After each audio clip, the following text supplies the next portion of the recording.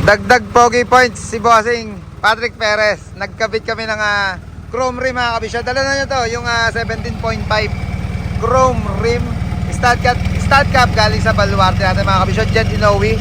Pinarefresh niya yung pintura ng boha niya. Molye. Stabilizer. Chassis. Ito, dito sa likod. Molye din sa likod.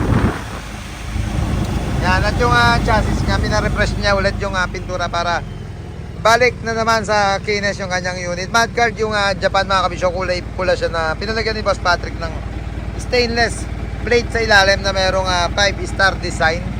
Stud cap din sa likod syempre para tumerno doon sa stud cap natin sa harapan. Nagpahabol na rin siya ng isa bolt cover mga kabisyo, yung maliit lang dyan sa axle bolt niya.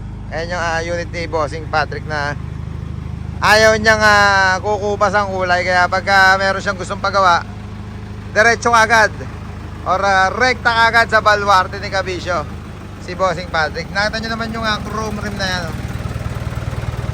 Grabe yan. Napakahirap alagaan. Ibig sabihin, kailangan laging malinis, punas at track wash para laging poging-pogi mga unit natin. Lagi ko naman sinasabi ng mga kabisyo, kahit hindi ganun karami ang accessories natin sa truck, basta malinis. Ang gandang backboard niya, kulay purple mga kabisyo, pinalagyan na rin ni Patrick. Paikot yan doon sa mismong backboard niya. Kaya pagka gusto nyo rin magpakabit ng mga accessories mga kabisyo sa unit nyo, tawag lang ngayong lagay sa number na naka-plus sa screen natin para sa schedule and inquiry. Boss Patrick, thank you. And bossing kasama ni Boss Patrick. Yeah boy.